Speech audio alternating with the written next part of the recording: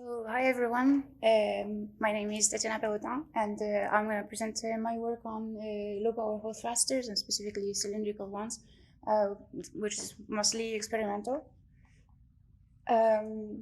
So I can skip that. So the motivation for my thesis is mainly that, well, you've heard about Hall thrusters a lot in the last presentations. They are very mature technology and one of the most efficient ones in electropropulsion. But there's still some development needed for low power Hall thrusters, and these could be used. There's potential market for small satellites in the order of a few hundreds of kilos. And there are some issues that arise when we try to scale Hall thrusters to low power. For instance, we don't have scaling laws. They're only empirical.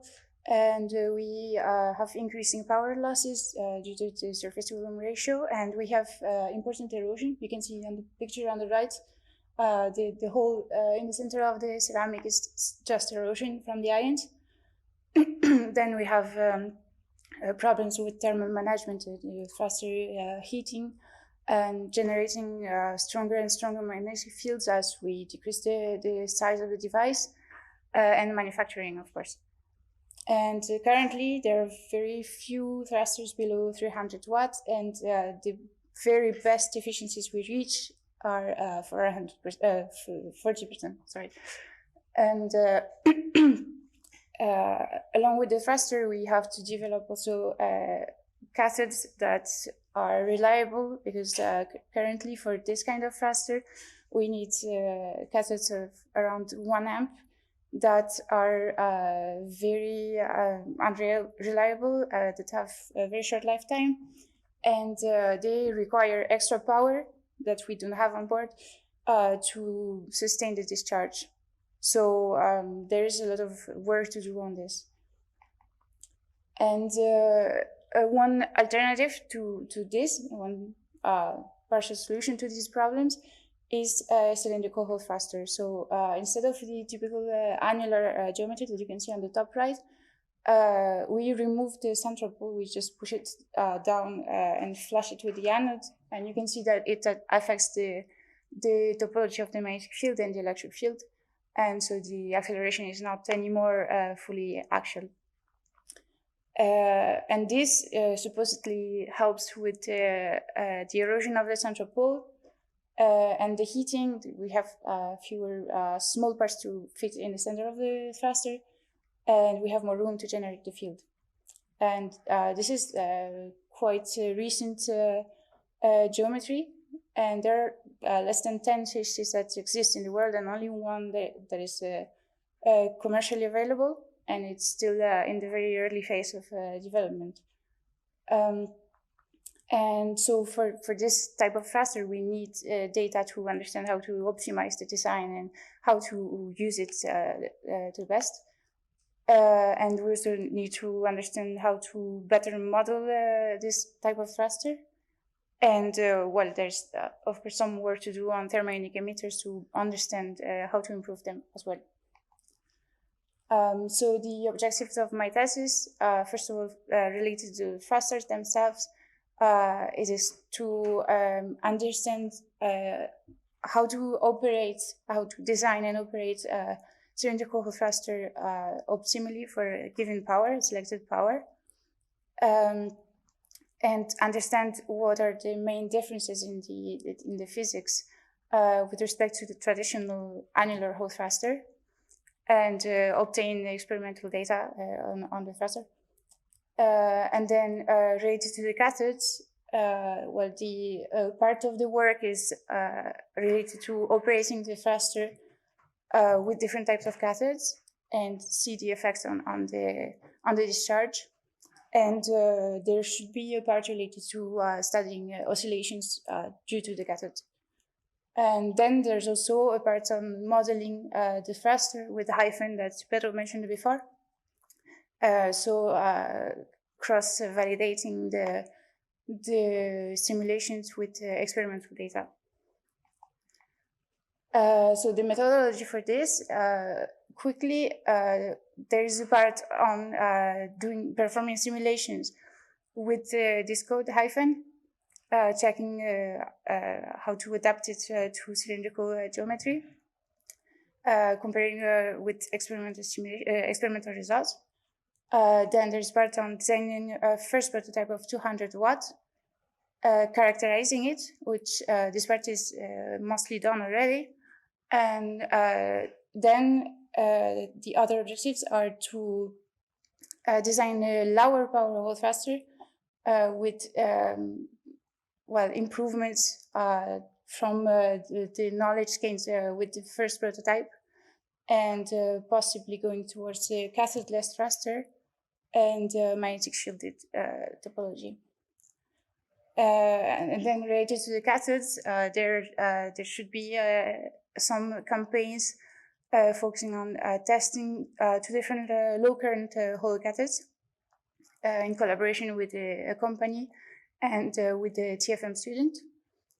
And there's also a part that there is sort of a side on developing plasma diagnostics. So the results I've obtained so far, this I presented in the previous years.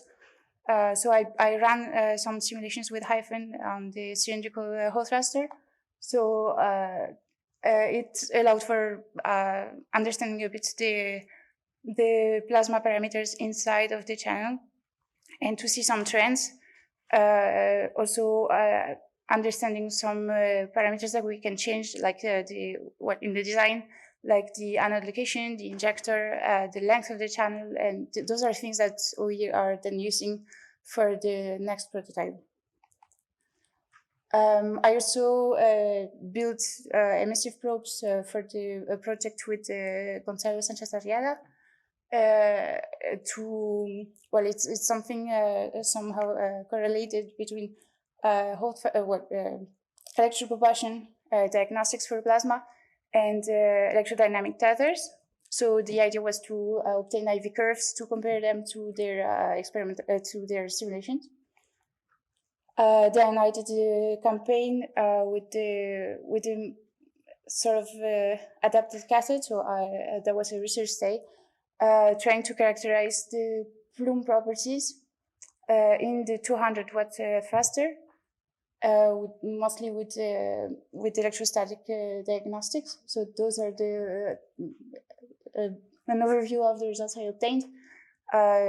They allowed for understanding some trends of the operation of the thruster, and yeah, that's it.